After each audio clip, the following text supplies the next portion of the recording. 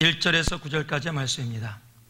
산발락과 도비아와 아라비아 사람 게셈과 그 나머지 우리의 대적이 내가 성을 건축하여 그 퇴락한 곳을 남기지 아니하였담을 들었는데 내가 아직 성문에 문짝을 달지 못한 때라. 산발락과 게셈이 내게 보내어 이르기를 오라 우리가 오노 평지의 한촌에서 서로 만나자 하니 실상은 나를 해코자 함이라. 내가 곧 저희에게 사자들을 보내어 이르기를 내가 이제 큰 역사를 하니 내려가지 못하겠노라. 어찌하여 역사를 떠나 정지하게 하고 너희에게로 내려가겠느냐 하매 저희가 4번이나 이같이 내게 보내되 나는 여전히 대답하였더니 산발랏이 5번째는 그 종자의 손에 봉하지 않은 편지를 들려 내게 보내었는데 이를 이방 중에도 소문이 있고 가스무도 말하기를 내가 유다 사람들로 더불어 모반하려 하여 성을 건축한다 하나니 내가 그 말과 같이 왕이 되려 하는도다.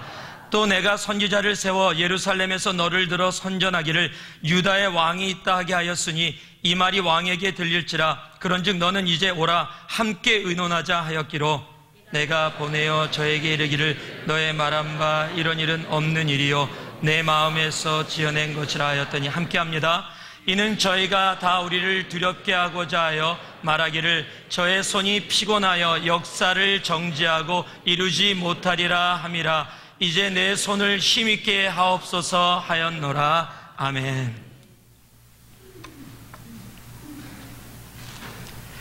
드디어 성벽이 완성되었습니다. 52일의 기적이 바로 느헤미야 6장에서 완성됨이 선포됩니다.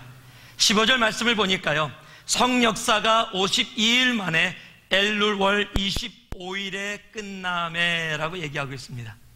즉 여기서 성을 건축한 지 52일 만에 그 성벽의 건축을 이루었다라고 얘기하고 있습니다. 느헤미야 말씀을 처음에 여러분과 함께 나누면서 느헤미야서 전체의 내용은 이 13장으로 되어 있는 전체의 내용은 이스라엘의 성벽의 건축입니다. 어떻게 시작이 되었고 어떻게 마치었고 그렇고 어떻게 그 후에 조치들이 이루어졌다. 즉 모든 중심이 성벽 건축입니다. 그런데 성벽 건축이 이제 52일 만에 엘룰월에 이제 이루어진 겁니다.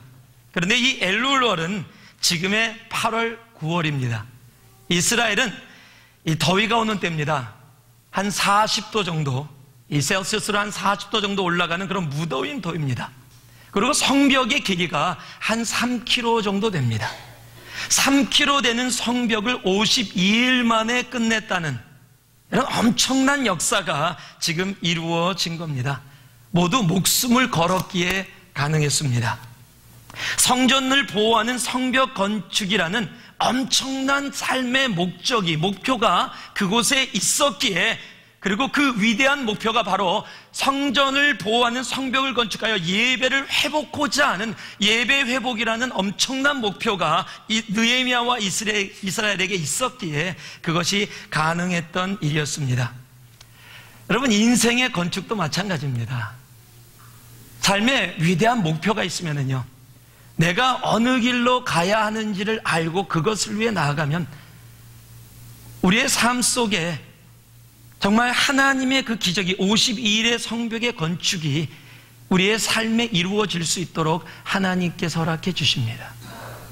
어떠한 역경과 고통과 아픔이 오더라도 내가 가지고 있는 목적이 확실하다면, 내 삶의 목표가 있다면 우리는 끝까지 그 길을 가기 때문에 그렇습니다. 사도 바울이 그런 사람이었습니다.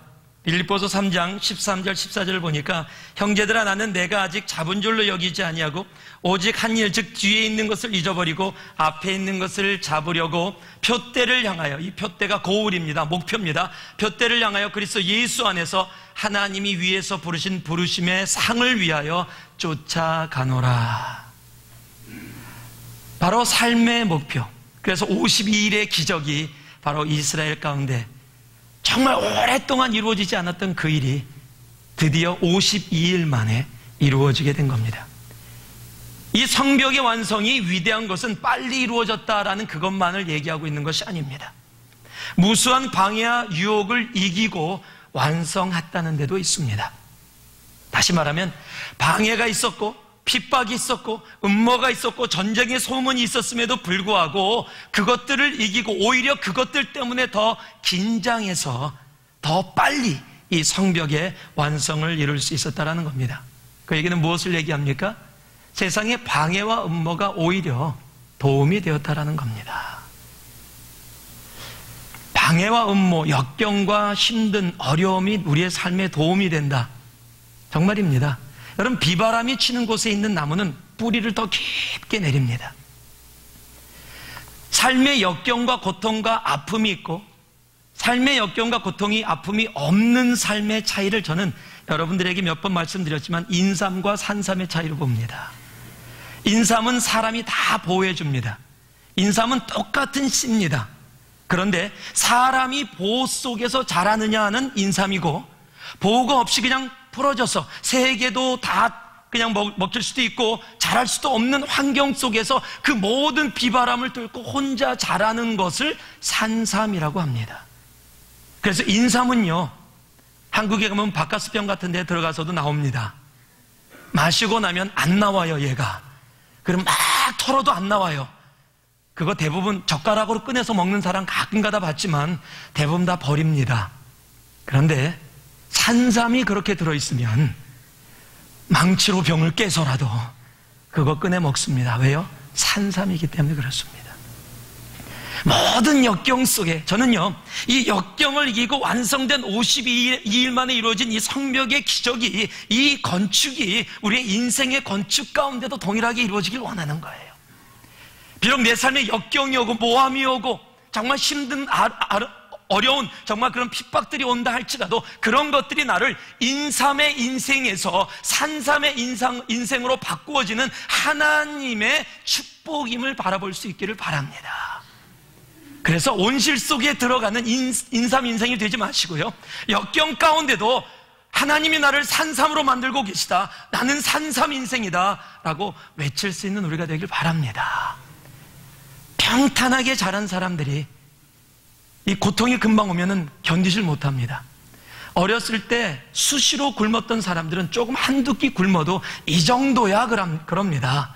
그런데 한 끼도 굶어보지 않은 분들에게 금식하자고 한 끼만 하자고 그러면 거의 인생 끝나는 죽음의 직전까지 갑니다.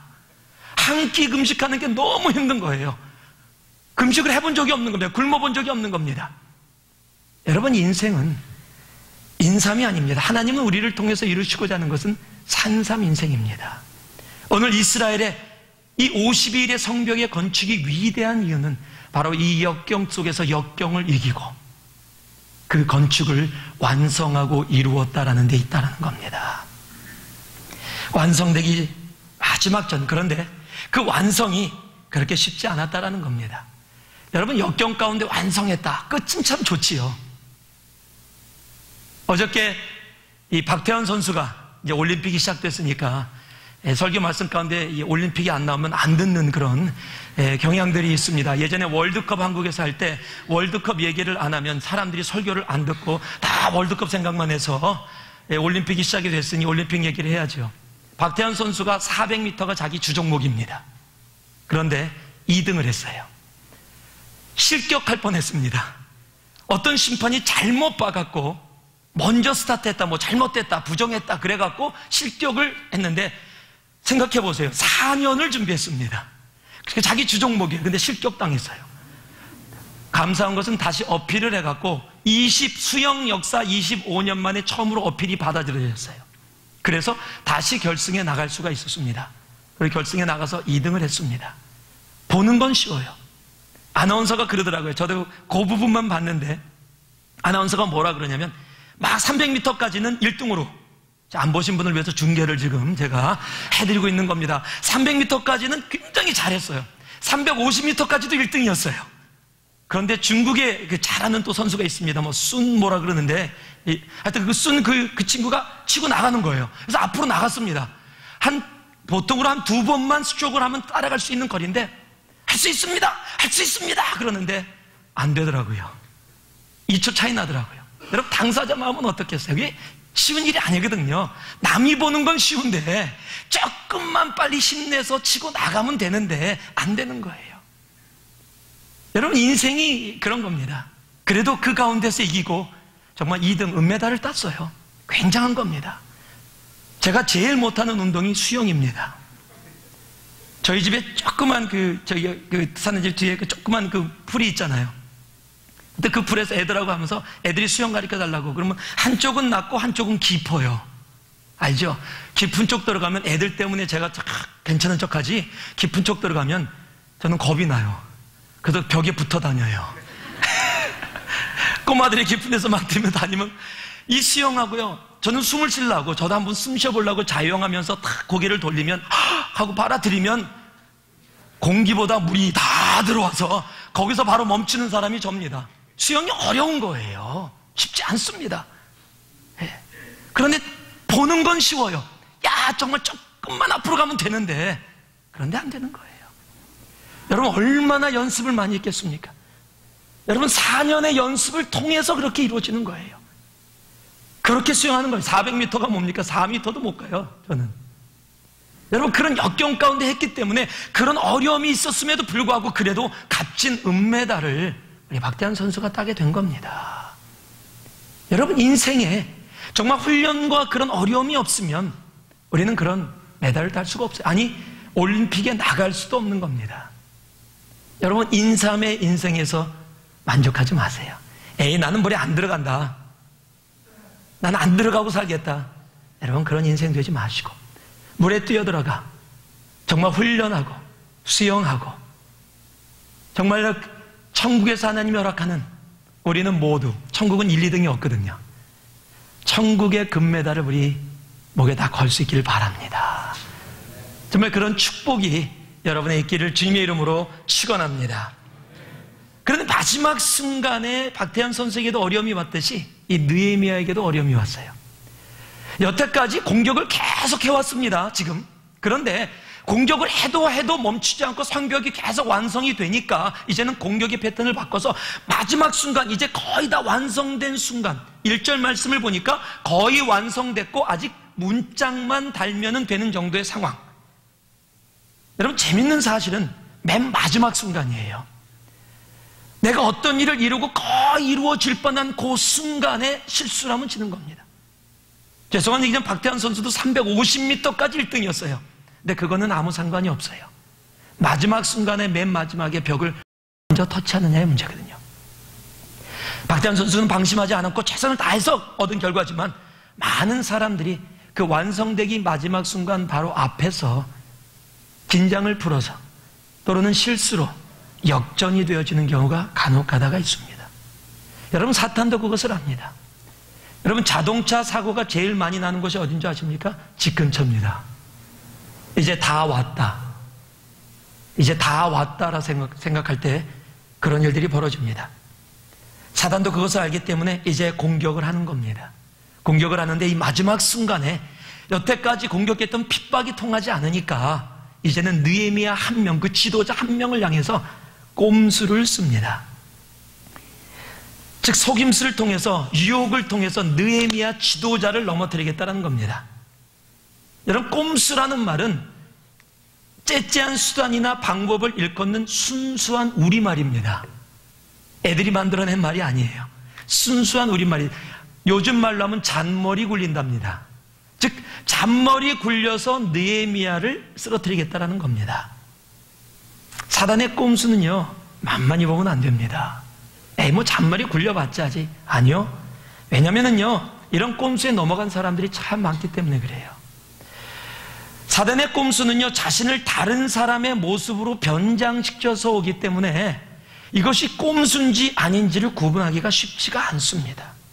여러분, 다윗은 그 어려운 핍박을 이기고 왕이 됐습니다. 다윗의 왕국을 이뤘습니다. 이젠 전쟁도 자기가 안 나가고 장군을 대신해서 내보낼 수 있는 상황이 됐습니다.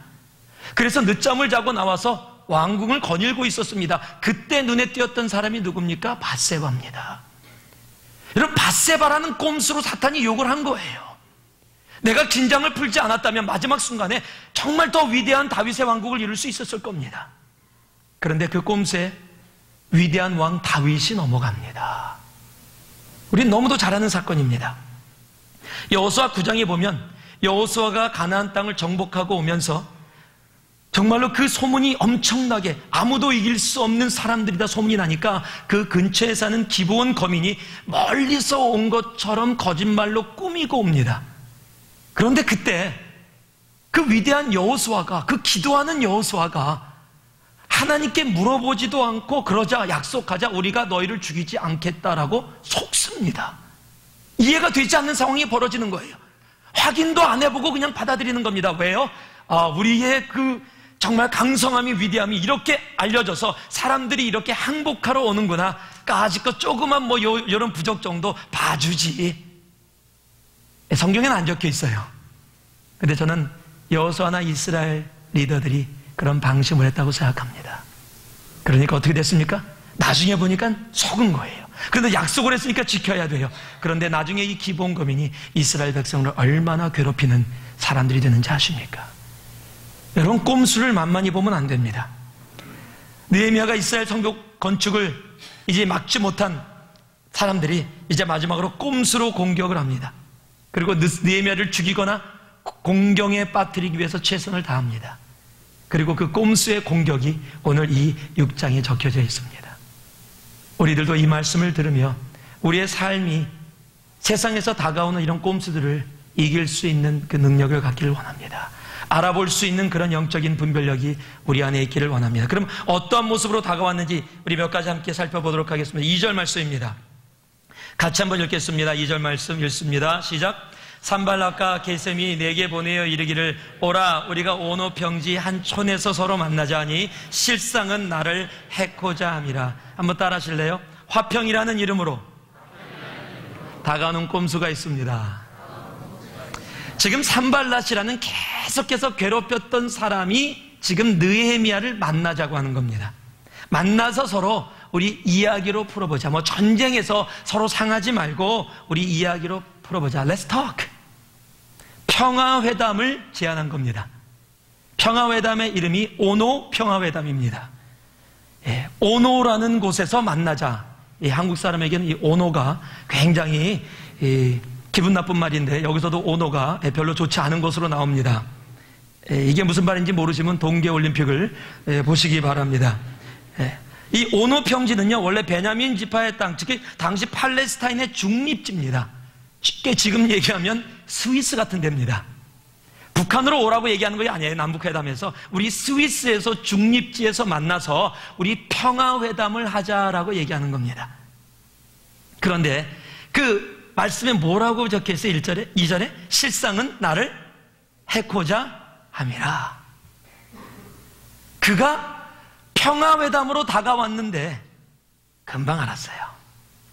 지금 이들이 평화라는 이름으로 가지고 온 겁니다.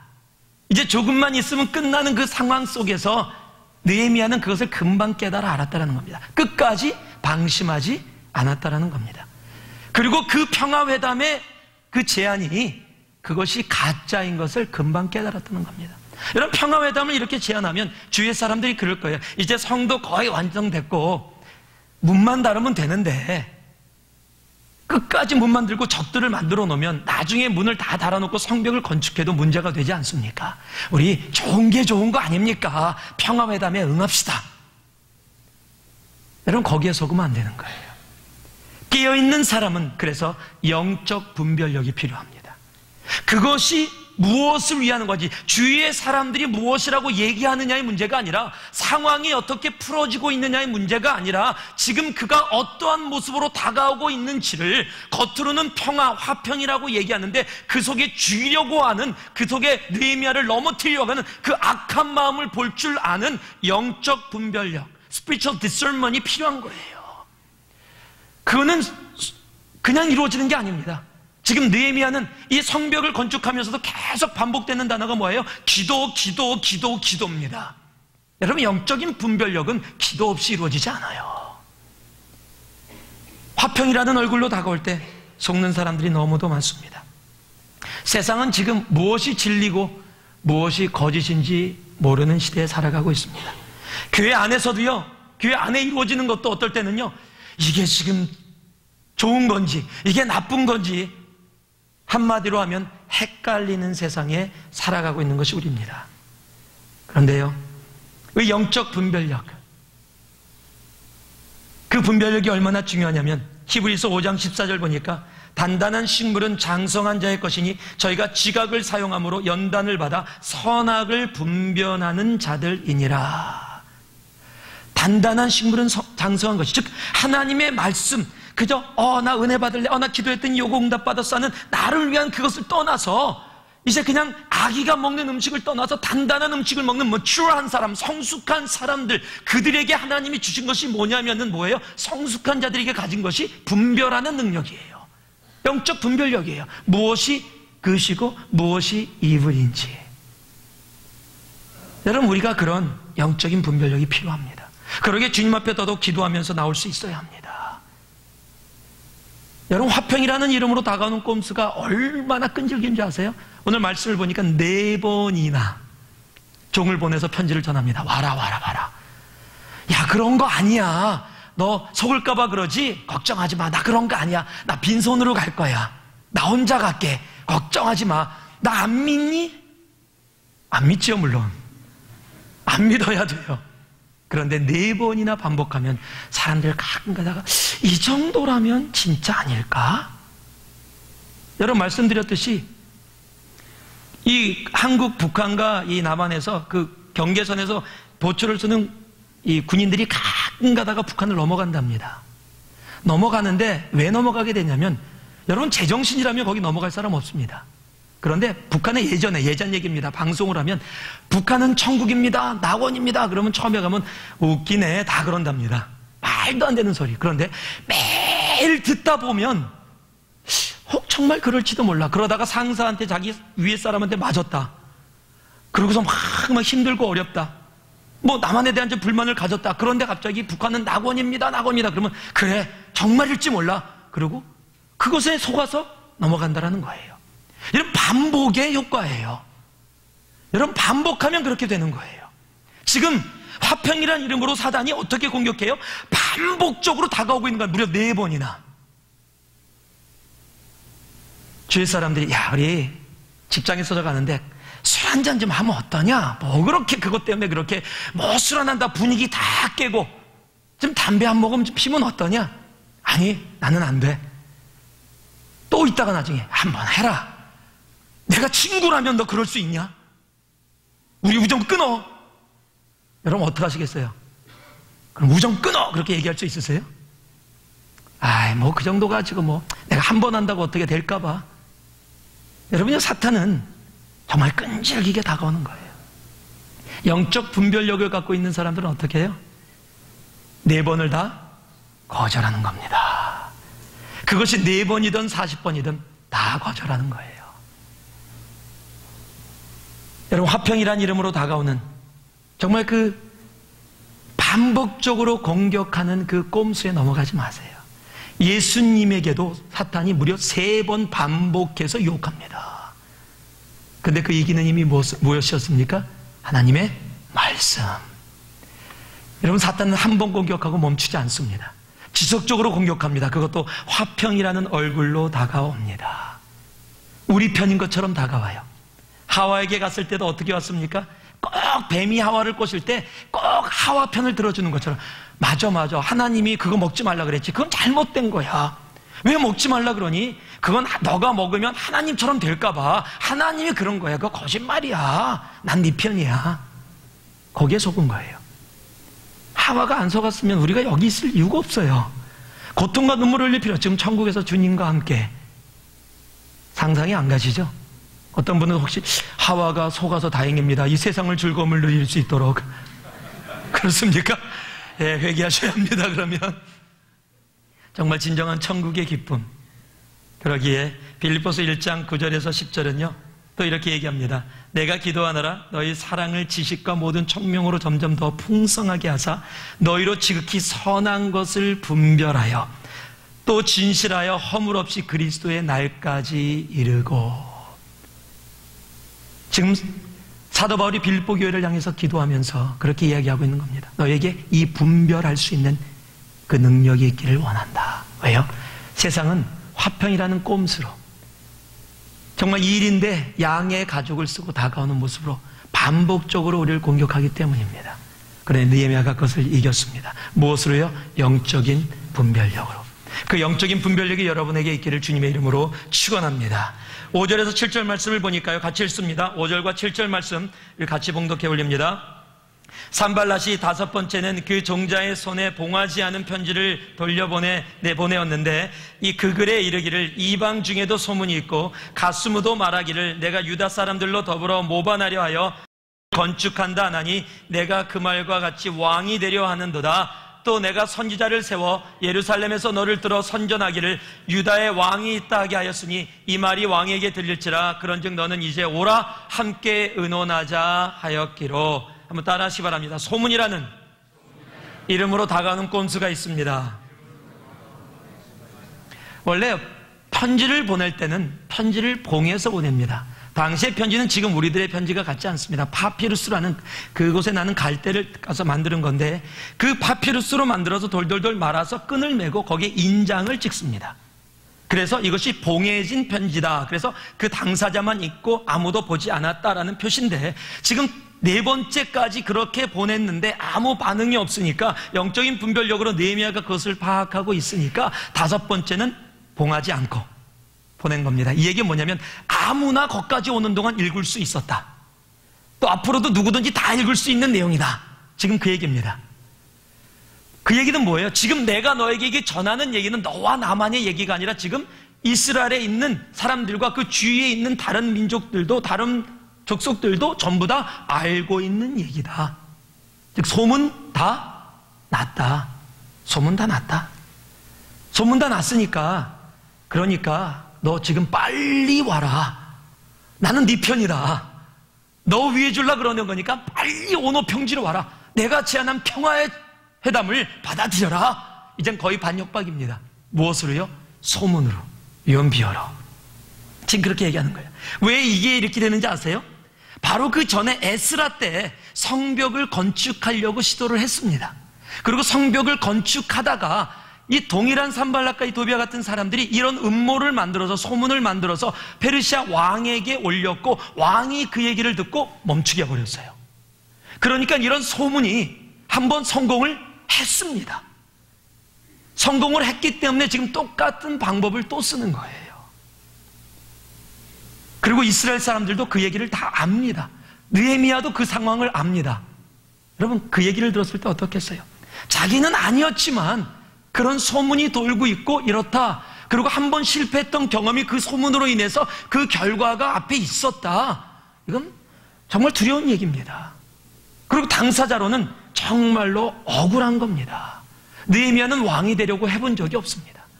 그런데 사람들이 그렇게 느헤미야가 지금 이렇게 하고 있는 이유는 지금 평화회담을 제의하는데도 받아들이지 않는 이유는 얘가 지금 건축한 다음에 자기가 왕국을 만들어서 지금 주위를 다 정복하고 페르시아를 대적하려고 하는 것이다. 그러니까 평화회담을 안 받는 거지 왜 안 받겠느냐. 참 소문이란 것은 말이 돼요. 말이 안 되는 게 아니에요. 엉뚱엉뚱한 말이 아니라 정말 상황을 보면 그래 그럴 수도 있겠어 라고 생각하는 게 소문이에요. 그게 무서운 거예요. 그리고 당사자한테는 그게 어려운 거예요. 이 악의적인 소문 정말 안타깝지만 우리들 가운데도 너무도 많아요. 가끔 가다가 그 이야기 들었어? 여러분 그런 얘기 해보신 적 있죠? 그 얘기 들었어? 거기가 시작이에요. 그 얘기 들었어? 너 그 사람 그렇다는데 들어봤어? 이거 아무한테도 얘기하면 안 돼. 벌써 다 알아요. 내가 입에서 내는 그 순간 다 알아요. 여러분 그것을 성경은 악독한 말이라고 얘기합니다. 왜냐하면 결과를 책임지지 않아요. 그냥 얘기하고 그거 들어봤어? 그랬어? 나중에 아니야. 아니면 말고 뭐 내가 뭐 한 거 있나? I didn't do anything wrong. I just heard. So I just want you to find out it is right or wrong or is truth or lie. I didn't do anything wrong. You did big thing wrong. 정말로 잘못한 거예요. 내가 그 입술에 그것을 담는 순간 이미 잘못한 거예요. 왜냐면 내 마음에 그 사람에 대한 부분에 대한 정말 좋은 마음이나 사랑하는 마음이나 용서하는 마음이나 하늘의 마음을 갖고 있다면 그 이야기 들어봤어 이렇게 얘기할 수 없는 거예요. 여러분, 성경은 그것을 더러운 말이라고 얘기하고 있습니다. 에베소서 4장 29절에 31절을 보니까요, 무릇 더러운 말은 너 입 밖에서 내지 말고 오직 덕을 세우는데 소용되는 대로 선한 말을 하여 듣는 자들에게 은혜를 끼치게 하라. 하나님의 성령을 근심하게 하지 말라. 그 안에서 너희가 구속의 날까지 인치심을 받았느니라. 너희는 모든 악독과 노함과 분냄과 떠드는 것과 회방하는 것을 모든 악의와 함께 버리고.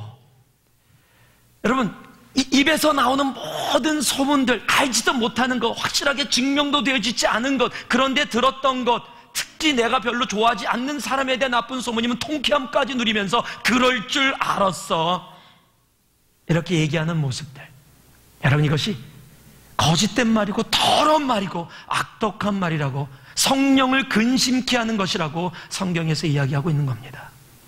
오늘 우리 주님께 기도할 수 있어야 돼요. 하나님, 내 입술에 파수꾼을 세워 주시옵소서. 여러분, 기도할 수 있어야 합니다. 다른 사람의 이야기가 증명되어지지 않고 확실치 않은 것을 밖으로 그렇게 얘기하는 것은, 성경은 더러운 말, 악독한 말, 성령을 근심케 하는 잘못된 것이라고 분명히 이야기하고 있는 겁니다. 제가 어렸을 때 한국에 라면 땅이라는 게 있었습니다. 10원입니다. 그게 어떻게 시작됐냐면, 라면 공장에서 남은 부스러기를 기름에 튀겨갖고, 당시엔 그게 최고의 과자였습니다. 조금 돈이 많으면 자야 먹었습니다. 돈 없는 사람은 라면 땅, 돈 조금 있으면 자야. 이거 모르시는 분들은 굉장히 부유하게 사신 분들이십니다. 그 라면 땅을 먹는데, 이 라면 땅 때문에 한동안 소동이 있었습니다. 라면 땅 앞에 한 젊은 애가 헬멧을 딱 들고 벨트를 딱 하고 탁 이러고 서 있는 그림이 라면 땅 앞에 그려져 있었어요. 그런데 이게 북한 간첩의 암호다. 이거 아시는 분 계실 텐데, 이거 제가 어렸을 때 이 벨트 위가 북한이고 벨트 밑이 남한이다. 들고 있는 헬멧이 그 당시에 대통령의 머리다. 그리고 거기에 옷이 색깔이 조금 바뀌는데 이것이 북한과 통하는 암호를 전달하는 모습이다. 그래갖고 그냥 난리가 났었습니다. 만나면 그 얘기했어요. 예. 그 회사 그것 때문에 무진장 고통받았습니다. 그리고 나중에 아니면 말고로 끝났어요. 아니었어요. 최근에도 그런 일이 있었습니다. 한국의 음식 체인점입니다. 그런데 유튜브에 조그만 부분이 났는데, 뭐라고 났냐면, 그 사람이 올렸는데, 제가 임신을 했는데 음식점에 갔다가 웨이트레스한테 아기를 임신한 배를 걷어 차였습니다. 이럴 수가 있습니까? 손님이 왕인데 이럴 수가 있습니까? 하고 글을 올렸더니 난리가 났어요. 그 음식점 어디냐? 그리고 또 한국 사람도 그럼 찾아내는 엄청난 그 능력. 예, 이 신상털기라 그럽니다. 요즘 사람들이 얘기. 신상털기를 해서 찾아냈어요. 찾아내서 그 가게 불매운동, 음식점 불매운동이 일어났어요. 그리고 나중에 밝혀졌습니다. 그게 약간의 다툼은 있었지만 그 여자가 굉장히 잘못했고, 또 그것이 그렇게 배를 찼던 것도 아니고, 그거 다 거짓말이에요. 그래서 나중에 사과했어요. 그런데 이미 그 지점은, 음식점 지점 문 닫았어요. 그 한 사람의 말이 진짜인 것처럼 해갖고 막 돌기 시작하니까 전부 다 그 음식점을 안 가서, 음식점이 손님이 안 오는데 어떻게 견딥니까? 망해버렸어요. 그거 다 썼던 사람들은 에이구 안타깝네, 아니면 말고. 여러분, 아니면 말고, 이게 정말로 독한 말이에요. 이건 정말 사탄의 말입니다. 내가 꺼내놓고 아니면 말고 뭐 그런 거지. 여러분, 이건 더러운 말이야. 이거는 성령을 근심케 하는 말이에요. 내 입술 속에 내가 예수를 믿고 오늘 찬양하며 주님 앞에 나아갔던 이 입술로 그 더럽고 그 악의적인 소문을 내며 아니면 말고라고 얘기한다면, 그 얘기 들어봤어라고 얘기한다면, 여러분, 우리는 하나님께 정말 혼날 겁니다. 성경이 더러운 말이라고 얘기하는 것을 내 입술에 담았다면, 여러분, 그것은 결코 하나님이 기뻐하시는 일이 아니에요. 여러분, 다른 사람의 말을 담지 않기를 원합니다. 여러분, 그 당하고 있는 느헤미야가 얼마나 힘들었겠어요. 그런데 9절 말씀을 보니까요, 느헤미야가 포기하지 않습니다. 그 일을 멈추게 하려는데 느헤미야가 기도합니다. 나아갑니다. 그래도 내 힘을, 내 손에 힘을 허락하여 주시옵소서. 그 얘기는 뭡니까? 끝까지 가게 하옵소서. 무엇을요? 성벽의 건축의 완성을 위해. 여러분, 그런 소문 가운데 이길 수 있는 힘이 뭡니까? 한번 따라해 보실래요? 사명입니다. 내가 왜 이 땅 가운데 존재하는지를 아는 겁니다. 선교의 사명을 얘기하고 있는 게 아니에요. 내가 이 땅에 존재하는 사명, 내 목표, the reason. Why am I here? What am I supposed to do? 여러분, 그것을 정확하게 알면 절대 포기하지 않습니다. 사명을 갖고 있는 사람은 억울해도 멈추지 않습니다. 왜요? 그 사명이 있기 때문에 그렇습니다. 사도 바울이 그 억울함도 당하고 핍박도 당하면서도 끝까지 갈 수 있었던 이유는 사도행전 20장 24절에 적혀 있죠. 나의 달려갈 길과 주 예수의 받은 사명 곧 하나님의 은혜 복음 증거하는 일을 마치려 하면은 나의 생명을 조금도 귀하게 여기지 아니함이로다. 여러분, 그 사명을 위해 끝까지 달려가는 거예요. 왜 이 자리에 앉아 계십니까? 왜 오늘 이곳에서 예배를 드리십니까?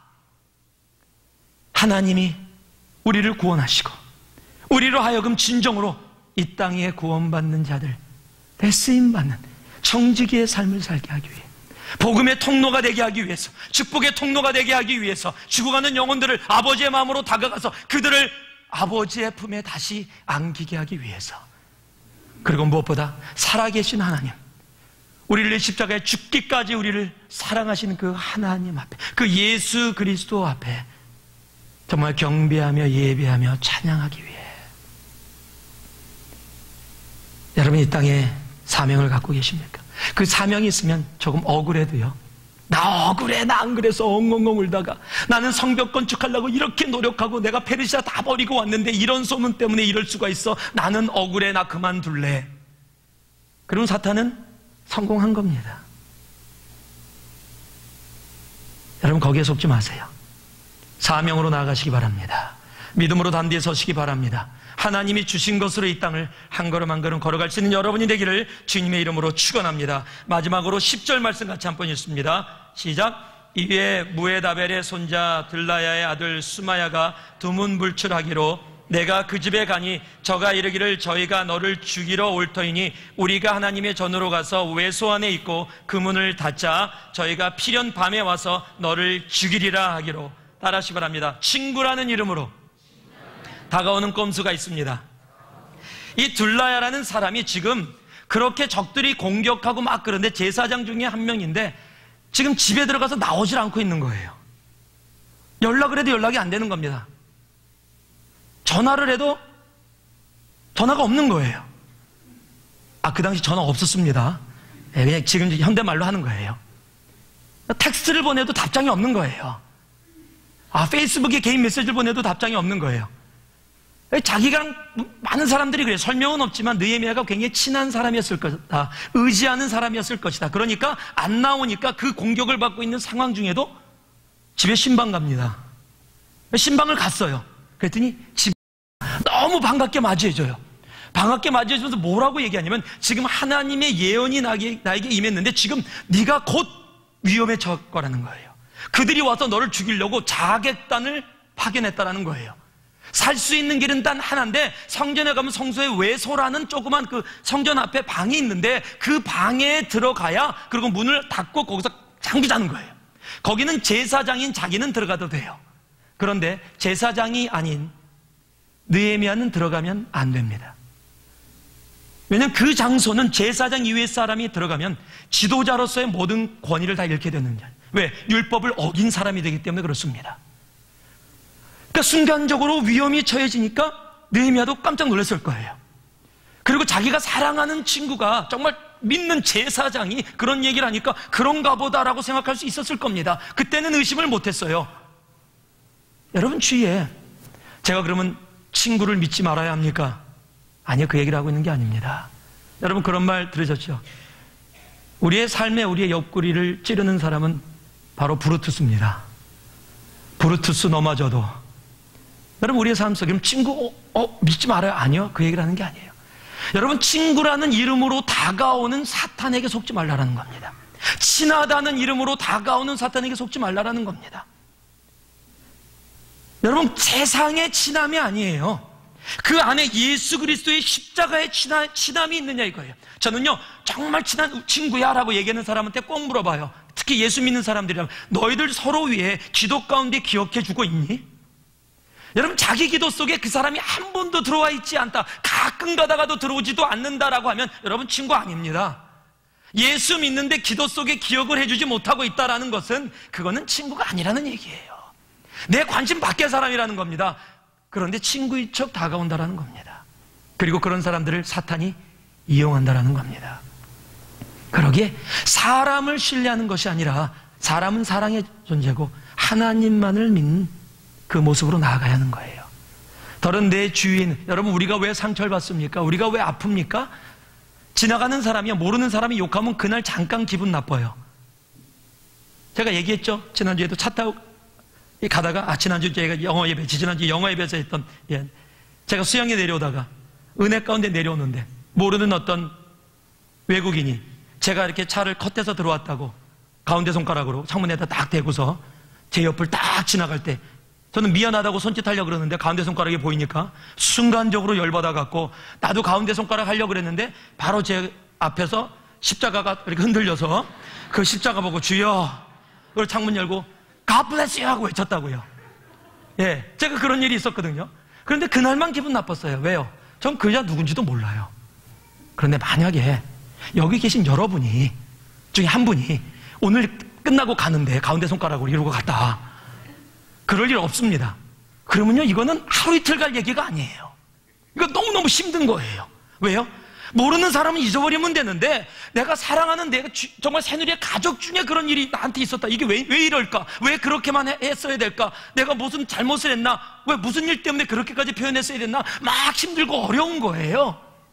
여러분, 사탄이 노리는 게 그런 거예요. 바로 옆에 있는 둘레라는 친구를 사탄이 뇌물로 공격해서 그를 순간적으로 바꿔서 바로 그렇게 공격하는 거예요. 거기서 깨어 있어야 한다는 거예요. 어떻게 깨어 있어요? 그렇게 제사장인 둘레아가 이렇게 얘기를 했음에도 불구하고 느헤미야는 들어가지 않습니다. 그러니까 뭐라고 얘기해요? 내가 그곳에 들어갈 수 있는 자리가 아니라는 거예요. 내가 죽으면 죽더라도 내가 하나님의 율법을 어길 수는 없다. 여러분, 그런 유혹에서 당당하게 서고 이길 수 있는 길은 단 하나입니다. 하나님의 말씀이에요. 내가 말씀에 순종하는 삶을 살아가느냐. 여러분, 그렇게 순간적으로 당하면 정말 기가 막힌 겁니다. 말이 안 되는 겁니다. 믿고 들어갔는데 그것 때문에 내가 억울하게 되고, 그것 때문에 모든 여태까지 지었던 성벽의 건축을 마무리하지도 못하고 끝나야 된다라면, 여러분, 그것처럼 억울한 일이 어디 있습니까? 그런데 느헤미야는 그 친구를 사용한 그 유혹에서도, 꼼수에서도 이길 수 있었어요. 어떻게 해요? 말씀 속에 서 있었기 때문입니다. 여러분, 진정으로 말씀 속에 서 있는 사람은 그런 꼼수에 사용되지도 않고 사용이 되는 친구를 보더라도 그곳에 넘어가지 않습니다. 하나님의 말씀에 정말 당당하게 설 수 있는 여러분 되기 바라요. 고린도서 11장 14절에 보니까 이것이 이상한 일이 아니라 사단도 자기를 광명의 천사로 가장하나니, 우리를 속일 수 있다는 겁니다. 여러분 가운데 진정한 친구의 축복이 있기를 바랍니다. 꼼수에 넘어가지도 않고 기도 가운데 기도해주며 나의 아픔을 정말 함께 울어줄 수 있는 사람, 나의 기쁨을 함께 기뻐해 줄 수 있는 사람, 여러분, 그러한 친구들이 바로 지금 여러분 옆에 앉아있는 사람이길 진심으로 바랍니다. 그러게 되기 위해서는요, 하나님 말씀 가운데 서세요. 말씀에서 벗어나지 마세요. 그 말씀을 지키면 그 말씀 가운데 우리는 언제나 승리하며 나아가게 되는 겁니다.